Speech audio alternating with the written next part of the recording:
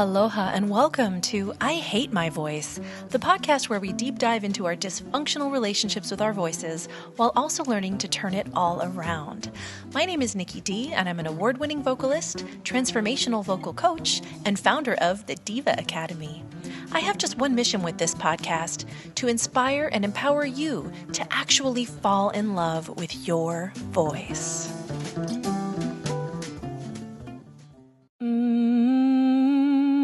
Baby, come back. Yes, I'm back. This is Nikki Dee, and you are listening to episode 3 of I Hate My Voice. And I have this fantasy about finding a new song every week that has the word back in the title.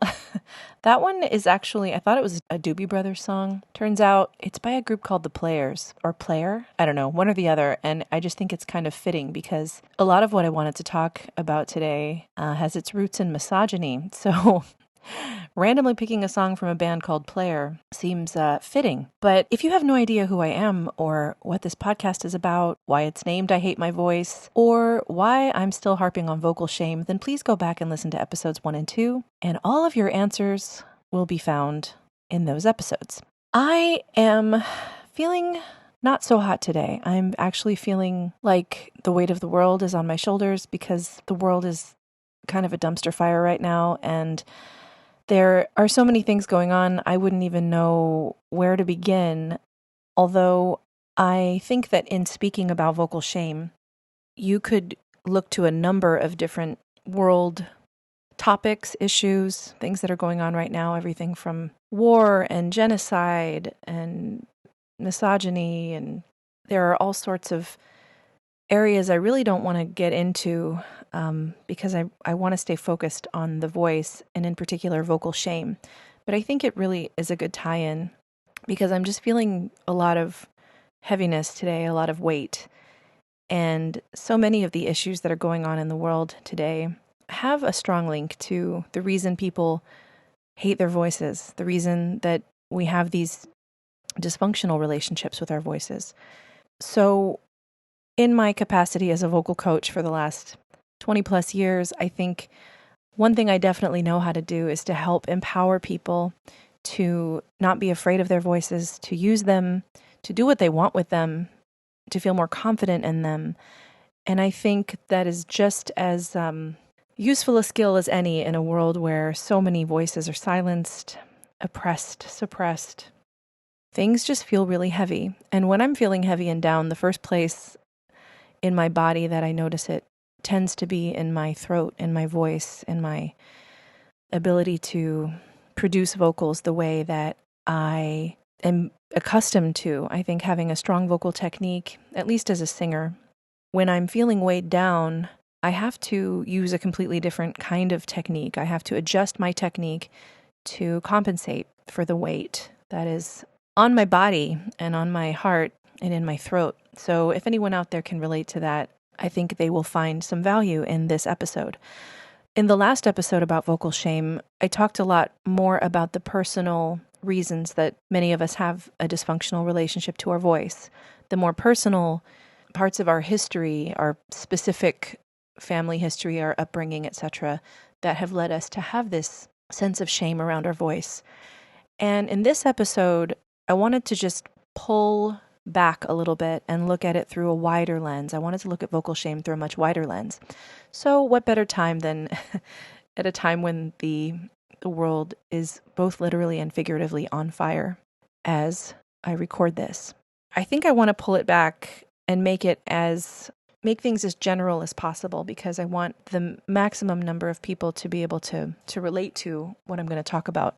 I do want to put a positive spin on it, and I will, but when you look back at our history and you look at the history of the silencing and the oppression of people's voices throughout history, throughout world history, and even if you zoom back into modern days, and if we just take the last century, for example, let's just look at the plight of women. And I'm not going to get into gender politics here. I'm not going to get into intersectionality or any of that. I'm just talking about historical events like women's suffrage, right, for the right to vote, and civil rights, which affected multiple marginalized groups of people, and feminism and the Me Too movement. I think as a woman, I can speak to the effects of a lot of these movements on my personal life and the way that I was socialized. And there are so many more identities, or I should say groups that I identify with. I'm as a Native Hawaiian, as someone of Asian descent and Portuguese descent and French and Tahitian, and I have royal descent, I have Appalachian hillbilly descent. I mean, I wear a lot of hats. I definitely have the tendency to become a sort of chameleon depending on my environment. And I think growing up in a mixed race family with multiple cultures being represented and lived out throughout my life, I have a somewhat unique perspective, I think, on world history and the oppression and silencing of marginalized communities. I also am a member of the LGBTQ community. Bottom line is I'm a woman of color. I'm an LGBTQ woman of color who passes as white and straight. So I've seen things from both sides. I've lived the extreme privilege of my perceived race and sex and gender and class, etc., economic background. And so I don't for a moment discount that privilege.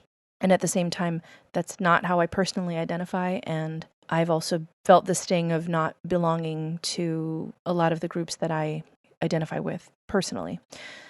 So all of that to say that my own personal vocal shame is rooted in so much more than, a shitty childhood or a few shitty things people said to me as a kid, living on within me. I'm still hearing the voices of the critics throughout my life. And I've internalized a lot of that criticism from family members or mentors of mine, maybe romantic partners, and that has stayed with me. And it's a constant battle for me personally to work through all of those combined issues, right? If I pull back the lens, if I widen the lens, it's about so much more than just my personal little upbringing and the home I grew up in, right?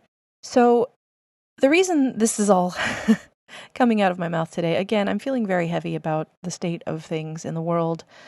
And there are definitely things going on for me personally that have got me feeling pretty heavy. So, if even one person listens to this who's having a shitty day or a shitty week or year or going through something really heavy, I just want you to know you're not alone. And for those who are concerned with vocal work and improving their voice and having more confidence and, having a voice that's reliable and that they can turn to and use at the drop of a hat without fear of it failing them, that's what I'm here to show you how to do. And that comes from a combination of, changing that mindset, that dysfunctional mindset, that relationship with the voice from something, really negative or critical to something, starting by turning it towards something a little more neutral, right? It's not going to go from love to hate in one fell swoop, or from hate to love, I should say, in one fell swoop. It's a process. It takes time, just like any relationship. But you got to kind of start at the beginning, and that starts with the mindset. So in last week's episode, I got pretty personal. I didn't get into really great detail, but I did get pretty personal about my own vocal trauma, I guess you could call it, my vocal shame.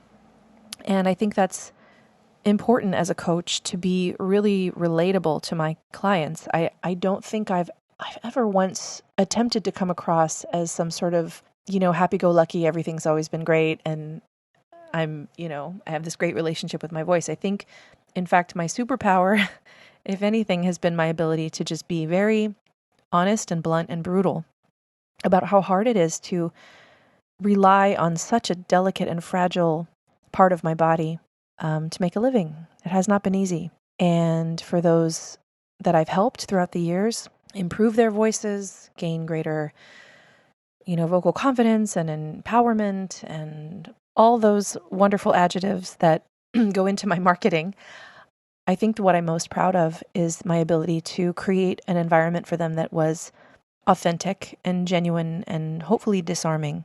Because if they can't talk to me about the sources of their vocal shame, there is no way I'm going to be able to help them reach their full vocal potential. I said this in the last episode. So the point of all this is to start to uncover the things that hold us back. So today was supposed to be just about talking about a historical and societal and cultural perspective around vocal shame. And I think I'm doing that in a roundabout way. And again, it's really a tough time in the world right now. It's a tough time in the economy. It's a tough time all around, environmentally, certainly conflict and war and borderline, world war at this point. So yeah, it's a lot to hold on to for anyone. And for a lot of people, I'd say for the vast majority of people, it is natural. It is one of the first things that feels weighed down in their body is their throat, is their voice. And there are many, I think there are both physiological and psychological reasons for that. And I want to be clear that when I speak about the voice in general, if I'm speaking about the mechanics of the voice, it's usually going to be around a topic related to vocal technique, right? The engineering, the mechanics of the voice. But otherwise, when I talk about the voice and when I am a little bit more esoteric, I'm not just talking about the vocal instrument, right? The folds inside of the larynx, inside of the trachea, inside of the throat. I'm talking about the metaphorical voice as well, or particularly when it comes to marginalized folks. So if we were just to take women as an example, right? I mentioned earlier women's suffrage and feminism, civil rights, Me Too, etc., just in the last century. I think what stands out for me the most in today's society is the fact that we really haven't come very far when it comes to the criticism and the policing of women in general, of their bodies and of their voices. And you can do your own research on this. I'm not going to get too political. I just want to say that in the last decade or so, there's been quite a bit of backlash against young women in particular for using their voices. So whether they're in the media in some capacity, whether they're on TV or in film, or they are on YouTube, or they're, on the radio, there is so much criticism around particular trends, vocal trends, that I think are very tempting to label young person trends or young women trends. So a couple of the more obvious ones, you can find all sorts of articles, including from very reputable publications, very widely read publications, online articles, print articles, YouTube videos, etc., about a couple of these trends in particular. They are vocal fry and uptalk or upspeak. And I think anyone who's interested in vocal work and has done any research on their own voice or has taken voice lessons or has, been curious enough to explore these topics online, you have probably come across such criticism. And of course, the irony is that these are vocal trends that have been present for all of recorded history, at least as far as video and audio recorded history. I mean, Sean Connery and James Bond used vocal fry, and we considered it sexy. And plenty of NPR hosts or, radio hosts I'm talking about males, have use vocal fry, which is basically that creaky sound that comes at the end of your sentences when you lower your pitch. It's more obvious in women just because our natural voices tend to be higher than men's. We have a shorter, let's just say that for those who have shorter vocal folds and therefore a higher pitched voice naturally, when we do take it down, and I'm using a ton of vocal fry today, partly because I'm tired, partly because I'm feeling heavy, and partly because I think anytime a woman in particular is giving any sort of a talk, they, of course, want to be taken seriously. And if I were to speak up here in my more natural voice, I think that would potentially invite, and I could be wrong, but it could potentially invite comparisons to Minnie Mouse or, I don't know, Betty Boop maybe. But particularly when I'm speaking, I bring my voice down quite a bit, especially in a lecture situation or a teaching situation. I tend to bring it down. And so at the end of my sentences or phrases, you can hear that, right? So this is modal speech where you can hear pitches as I talk. And then this is vocal fry, 10 times worse in this condenser mic. But this has been, widely criticized and mocked. There have been sketches done about it. The Kardashians have been highly criticized for it.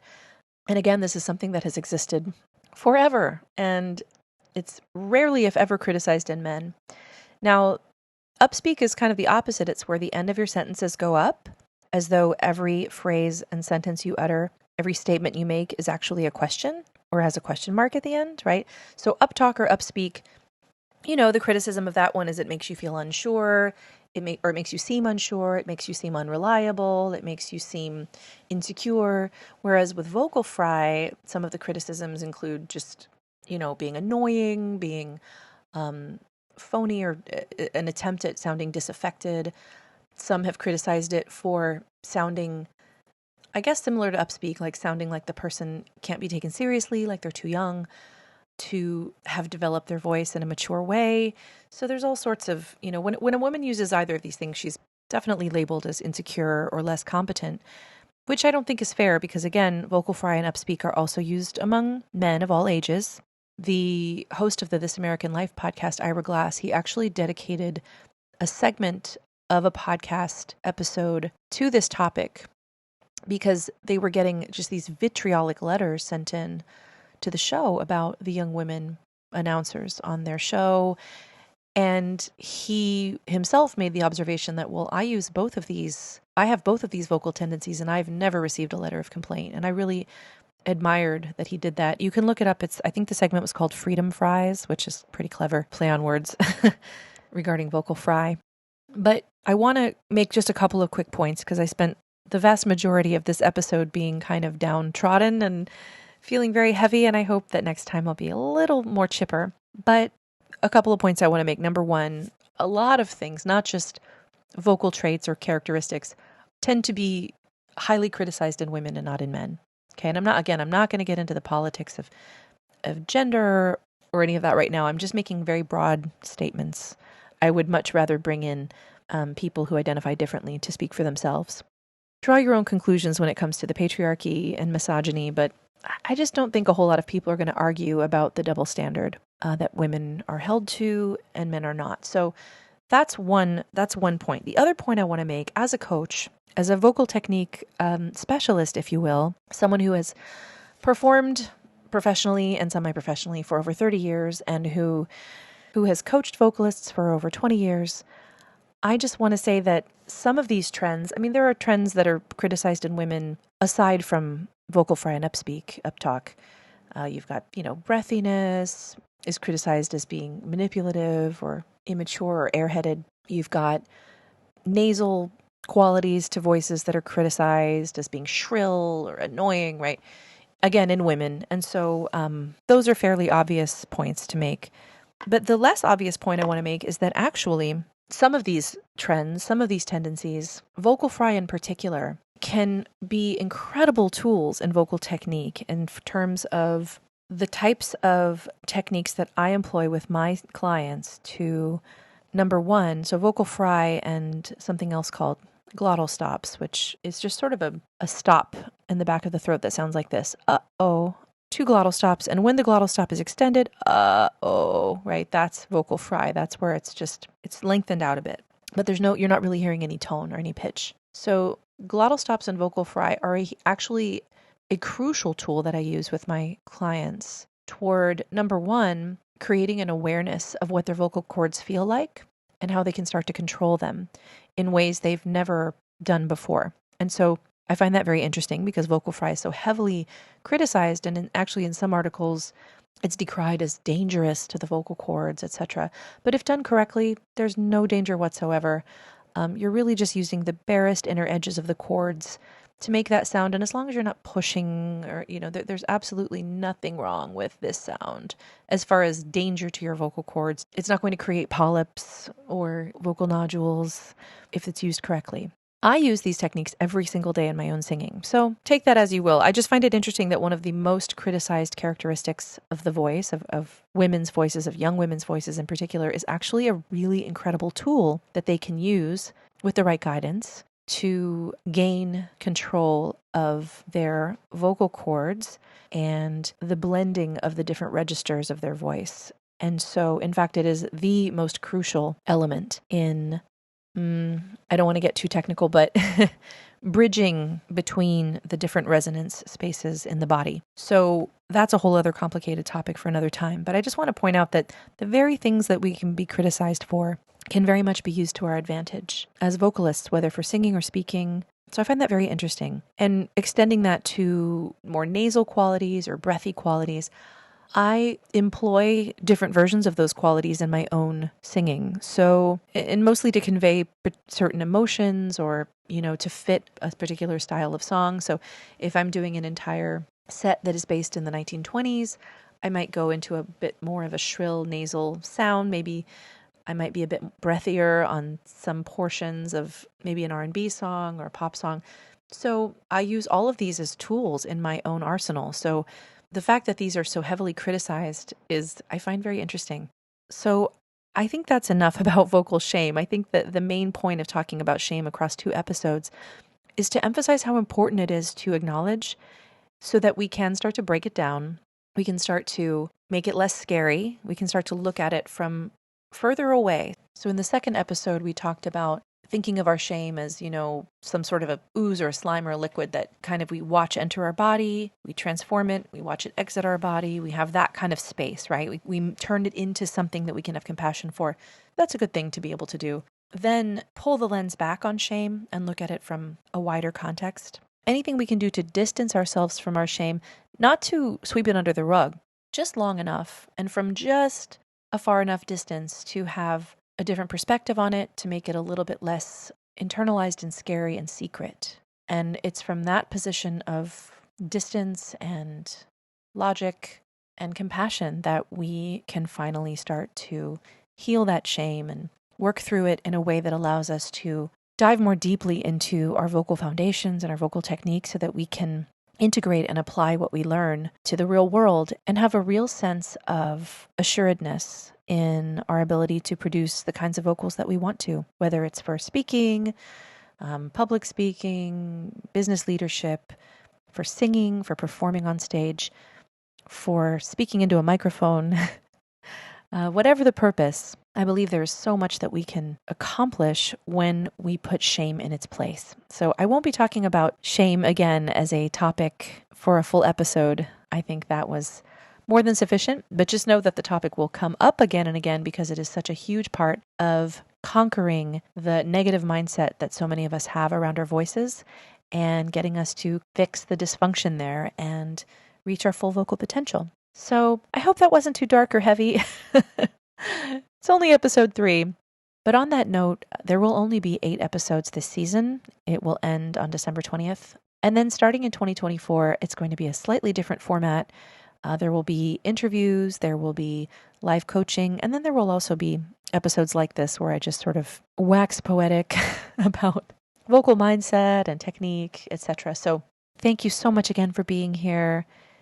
Keep at it, please, with your vocal work, and you can stay tuned for how to reach me at the end of this episode. I will chat with you next week. Bye-bye. Mahalo for tuning in, and I hope you'll join me again soon for another episode of I Hate My Voice. To learn more about my online vocal programs, visit my website at Deeva.Academy. That's DEEVA.Academy. You can also find me on social media with the hashtag @DeevaMusic. And don't forget, that's Deeva with 2 E's. My name is Nikki Dee. Thanks again for listening, and I'll talk to you soon. Aloha!